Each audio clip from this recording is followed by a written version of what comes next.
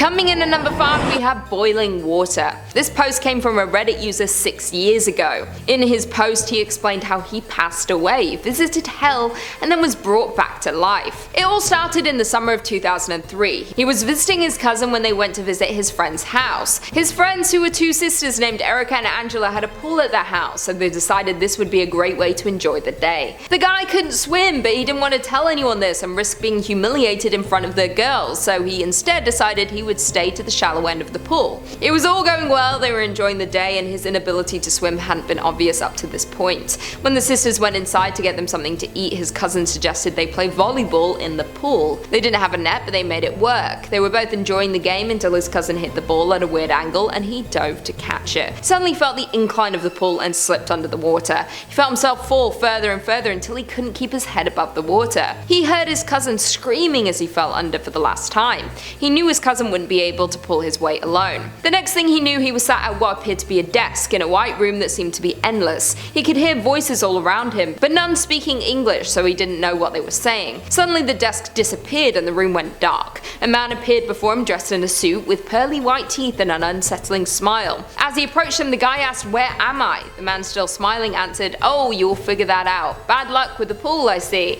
At that moment, the guy realized he was floating in water. It was so still he hadn't even noticed. The man was standing above the water looking down on the guy when he asked, "Am I dead? Are you God?" He explained he was not, he was just going to watch him swim for a while. He realized he suddenly knew how to swim. He felt free and enjoyed it. He was laughing and loving the experience until suddenly the water got hotter. Kept getting hotter and hotter until it was boiling. The man had disappeared, but he could hear him laughing. He said the water was throwing him around as it boiled hotter and hotter. Felt like it went on for years. He was begging for it to stop or for any small relief from the pain. Felt like eons had passed. Suddenly he began to raise higher in the water and felt pain in his chest. He began to cough and felt a surge of water leave his lungs. It was a relief. His vision was blurry and he did not recognize the man standing above him. He thought he was in a new hell until he saw his cousin with tears in his eyes looking over him. He was back. They explained his heart had stopped for 3 minutes. He said this still haunts his mind. Those 3 minutes felt like an eternity. Coming in at number 4, we have Second Chance.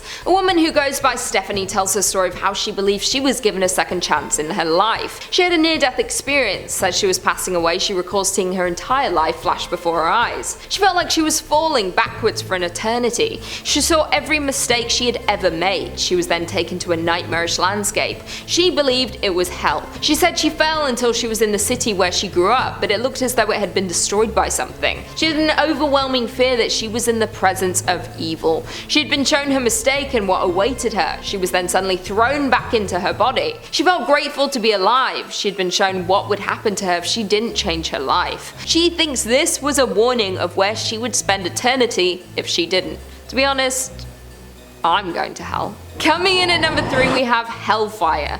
The author of Hope, Stewart, wrote a book about her experience visiting hell. She also explained in her book steps to follow if you never want to experience it yourself. Goes against everything I just said. She claims to have visited hell twice within the space of 2 years. It seems that she believes she was taken there as a way of getting her to teach the world to avoid the experience. She said it happened while she was asleep, like she was being allowed to visit while in a dream state. There was no night or day at a time at all. It was in a time of its own. She said the landscape looked like a million jumbo jets crashed into one place. She said the scene was incredible, beyond anything anyone could imagine. The people there had nowhere to go, they all had to be here. Everyone there was in the same position, wailing and screaming, weeping for help, but none was given. She commented on how everyone there was equal. No one had fancy cars or big houses or money. They all just burned in the same way. She said it was the saddest thing she had ever witnessed. It was heart-wrenching and she would do anything to make sure people don't have to experience this. She now wants to bring awareness to this and to stop anyone from living in a way where they might end up there. In at number 2, we have near-death experience.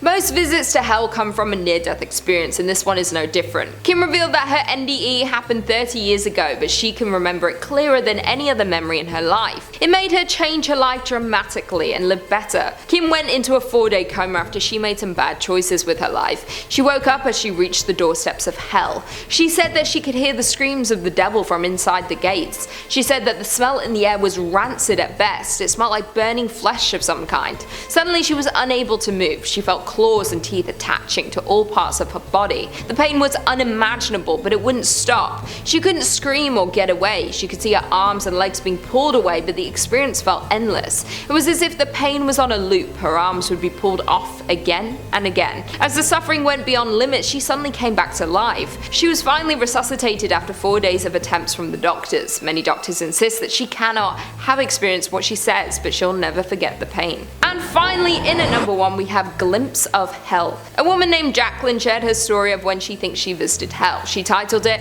"I think I've seen a glimpse of hell and I think it saw me too." Creepy. She explained that her day started as normal as any other. She said every day she would ride her bike to visit her father at work. Her mother would tell her to be careful as the road they lived on was known for being dangerous. She had to cross 4 lanes of traffic to get over the road. It didn't bother her, she did it every day. This day when she pulled out to cross the road, everything went black. The last thing she heard was her mother screaming. She always watched from the front porch. She heard the squeak of tires and car horns. She felt a horrible pain down the left side of her body. The next thing she knew, everything went dark and quiet like she was sleeping. Then she woke up, but she wasn't in the world she knew. It appeared like she was on the same street, in the same town. Everything looked abandoned. The world felt completely silent.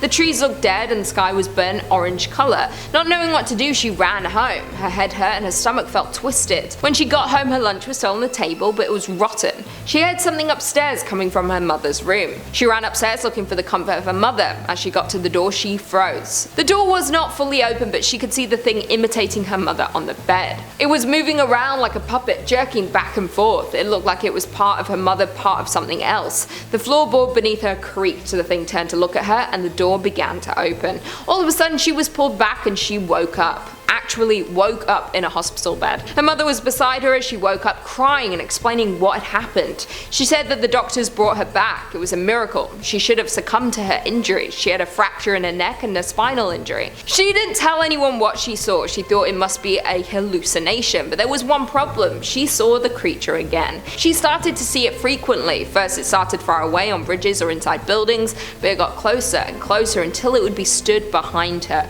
If she moved to look at it, it would disappear.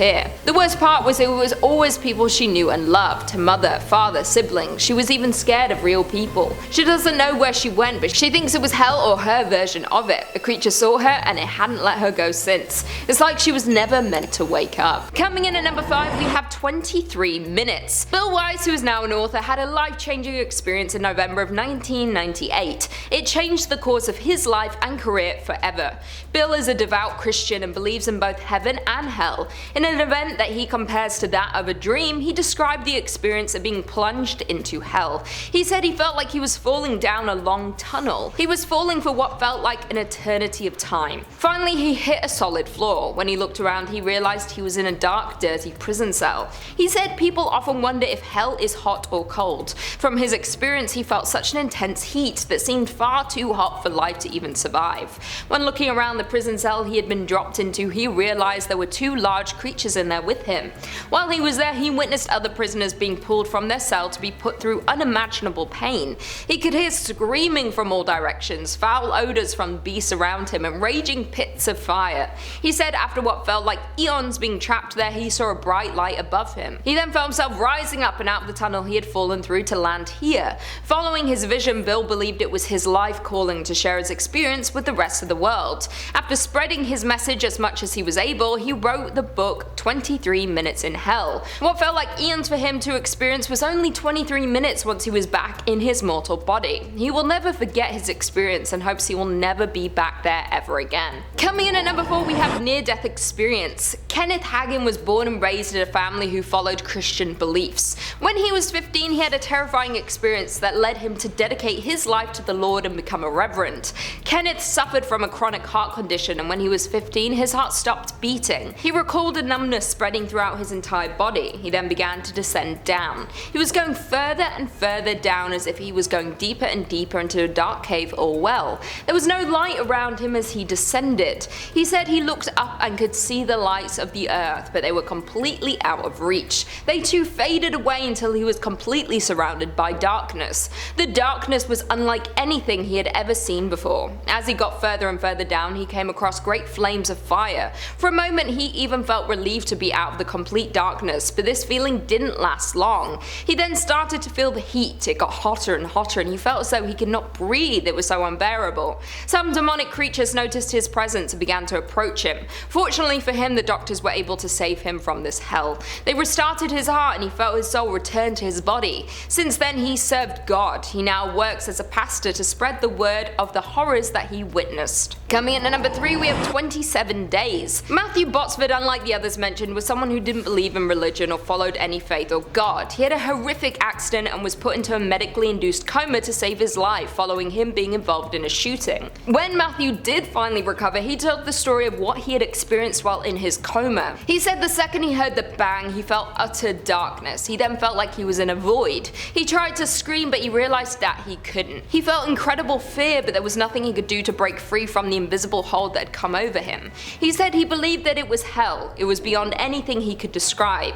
He suddenly felt like he was dropped from that hold and he started to fall a great distance. As he fell, he got faster and faster. He knew if he was to hit anything at this speed, it would be fatal. Still not understanding where he was or what was going on, his brain scrambled for ideas, but nothing came to him. He hit solid ground, but he didn't feel pain that he had expected. He got up on his feet, waiting for whatever would happen to him next. He began to run in any direction he could in the dark void room he had fallen into. Suddenly he saw a creature in the distance. He said it was tall, with no features on its face. It looked like what he could only imagine was a demon. He ran in fear, but no matter where he turned, there it was, walking towards him, getting closer and closer. Finally, it reached him. Frozen in fear, all he could do now was look into the creature's void face as it reached out to touch him. The moment before it touched him, he felt a tightness in his chest and he woke up. Said the experience was more vivid than any dream he had ever had. He had experienced things he didn't believe his brain was able to create on its own. He was shocked to learn he had been in a coma for 27 days. It felt like he was in that place for a year, but only minutes at the same time. He said he'll never forget this horrifying experience. Coming in at number 2, we have Ghost. Howard Stern had been a devout atheist for most of his life until he had an experience that changed his mind and opened him up to the belief that something else was out there. At the age of 38, he suffered a perforated stomach. This caused him to have a near-death experience. He crashed in the hospital, and the next thing he knew, he was stood next to his hospital bed. He could see his family and the doctors around him trying to save his life, but as he spoke to them, no one could hear him. When he tried to grab them, his hand fell right through. He was starting to panic and fell back, not knowing what to do. Then he saw a group of people at the door to his room. They were calling him over. Shocked that these people could see him, he walked over. They smiled and told him to follow them. As soon as he passed the doorway, he was surrounded by a thick fog. The people began to walk further and further down what was the hallway. He followed them. As he walked, he could see his room in the distance as it got further and further away.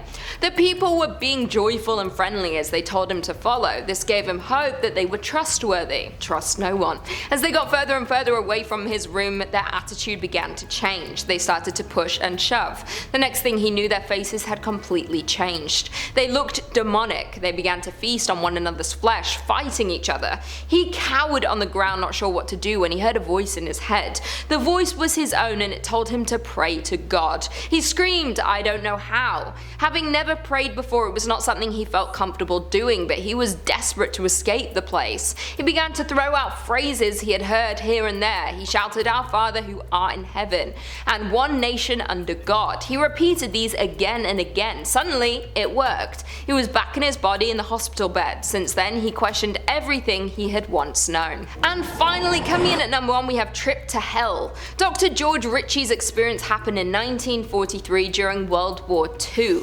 He had temporarily passed due to pneumonia. He woke up in a hospital room. After noticing all of his belongings had gone, he decided to get up to look around. As soon as he stood up, he noticed that someone was lying in his bed. He did think this was odd as he had just gotten out of bed, but instead of wondering what was going on, he decided to leave. He wanted to get home. He stepped out into the hallway and out of the metal doors. Even though his home was miles away from where he was in the hospital, he decided to run back to his hometown. Again, in a strange way that he didn't think about at the time, he was there within minutes, faster than any train, plane or car would be able to carry him.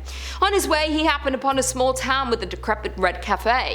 At this point, the doctor had not even considered that he had died or that all of these events were very strange. While looking up at the cafe from the path, a man crossed his path. He shouted over to him, but the man didn't respond. He didn't even glance over, it was like he didn't hear him at all. The doctor went over to tap him on the shoulder. His hand fell right through the body like he was made of nothing but air. In this moment, his whole life flashed before his eyes and he realized it was his body lying in the hospital bed. He turned back around as fast as he could back to the hospital. Once there, he found his room, looked over his body. It was then a dark figure appeared to him. He felt like he had to go with him even though he knew he didn't want to. He was not taken straight to hell but rather shown different versions of it. He was asked to choose his hell. The first looked just like Earth. The living and dead lived side by side. Only the living didn't know the dead were there and they couldn't interact with anything in the world. He saw a bar where people were having drinks and the dead were desperately trying to grab something to drink, but they weren't able to. It seems these souls will live forever being unable to grasp the things they once loved. The next was like nothing he had seen. It was a large desolate plain. It looked like the souls here were fighting over what little they had. They seemed angry and alone. He knew he didn't want to be in this place either. As he was confronted with his choice, he suddenly woke up. He told people of what he had seen, tried to make sense of what happened. He was scared he would one day have to make that final choice, and still, he didn't know which one was worse. Number 5 on this list is Victoria Gallant. This is a story from a Reddit user who had a very close near-death experience. Victoria, who was living in a small town called Hammark at the time, was going on a walk through nature.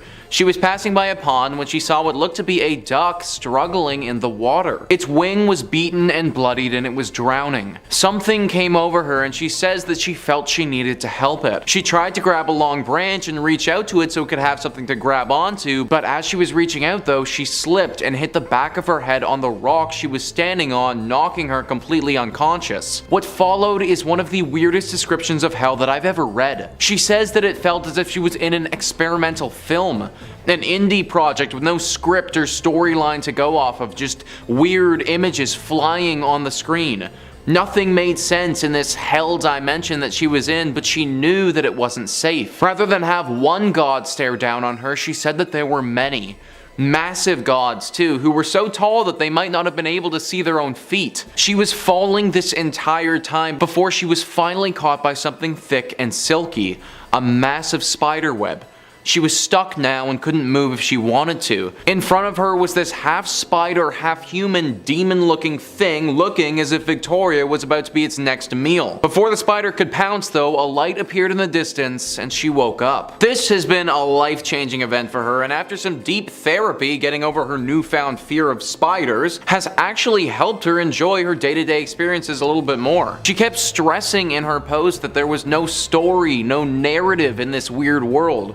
Nothing made sense at all and everything felt out of sorts. This is super different from our classic fiery hell universe with demons, and honestly it's a little bit more scary. I personally can't imagine how it would have been to be part of something like that and just have no idea what's happening ever. One positive from this story though is that apparently the duck she was trying to save did eventually get to safety, so at least we can hold on to that, guys. Number 4 on this list is Ian McCormack. Ian McCormack thought it was over for him. The doctors thought it was over for him. Any expert on his injuries would have thought it would have been over for him, but it wasn't. Ian got stung by a very deadly jellyfish that sent him to the emergency room. He got there late though, and it looked as if he wasn't gonna make it. He lost consciousness and said that he went somewhere he didn't expect. You see, it wasn't just black for Ian as some people report when they visit the other side. There was a bit more. He's quoted saying that there was something else there. I could feel a cold, eerie feeling as though something or someone was looking at me. He doesn't know what that thing was, but believes in his heart it was evil, whatever it could have been. He was in this dark, scary void for what felt like an eternity and kept praying to get out of it. He said that he prayed to God and God answered those prayers. While he was down there, a bright light illuminated the entire void he was in and filled him with warmth. Then a hand, shrouded in light, reached out and then grabbed his arm and pulled him back from the dead. This is how he described it, and apparently it was such a harrowing journey that he's dedicated his entire life afterwards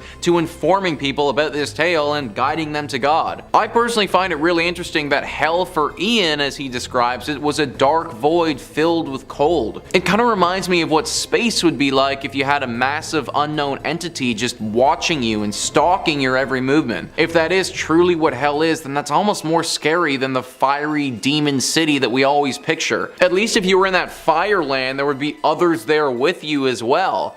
But can you imagine just floating around this dark, cold, empty void for eternity all by yourself? That might be the worst punishment imaginable, and I can totally understand how coming back from that would change your life forever. Number 3 on this list is Jennifer Perez. Jennifer's story is really unique because in her experience, she saw what both sides are like. Answers writes, Jennifer Perez was another young Christian who had a shocking experience with hell while she slipped in and out of consciousness. Unlike Bill Wise and Kenneth Hagin, Jennifer was first led to heaven and then to hell. She recalls finding herself standing ashamed in front of God. She acknowledged the fact that although she claimed to be a Christian, she failed to show the fruit of her faith. After this interaction, Jennifer recalls the feeling of falling. As she continued to fall, she felt her surroundings becoming hotter and hotter. She felt an unquenchable thirst as she smelled the intense smell of sulfur. Many of the other things she shares in her accounts are similar to others, including torture, demons, screams of agony. Fortunately, Jennifer's life was spared, and she went on to share her story in hopes of warning individuals who were lost or had grown lukewarm in their faith. Wow, I cannot even imagine the feeling of falling into hell as you literally watch your life slip away from you like that. Jennifer's description of hell is very much like the classic storybook definition.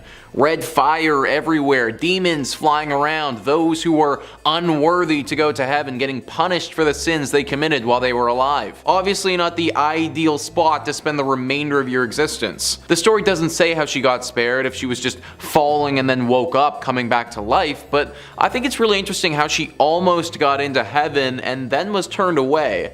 No wonder she's dedicated the rest of her life to restoring her faith in God and in others. Number 2 on this list is Tamara Laroux. At the young age of 15, Tamara Laroux attempted to take her own life. She felt herself leave her body as she fell at an unstoppable speed and remembers entering a space of darkness with absolutely no light. She saw a fiery pit as she took in her surroundings, screaming in complete agony. Tamara remembers seeing thousands of others around her, yet feeling a sense of total isolation. Miraculously, Tamara felt a bright hand carry her up to heaven, after which she found herself back in her home. She survived her attempt to take her own life in what the doctors could only describe as a miracle, and has spent the remainder of her life teaching people about the reality of hell. That was a passage from Answers detailing Tamara's account with hell. I found another story detailing her account with death as well, and it describes how she saw hundreds of souls screaming and crying out in agony for help. Imagine how horrible that must have been. To be stuck in hell, crying out for eternity for somebody to save you or just end your suffering. It's no wonder that Tamara has written 2 books talking about this experience and the blessing that is our lives. Moral of this story and other ones, guys, is that enjoy today, enjoy tomorrow, and pretty much all the days that you have in your life, because one day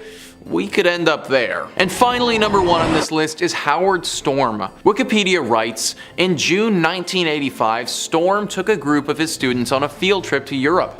After returning to his Paris hotel room with his wife around 11 a.m. from a morning excursion, he had a sudden onset of severe abdominal pain. He was evaluated at the Paris hospital and diagnosed with a duodenal perforation, which required surgery.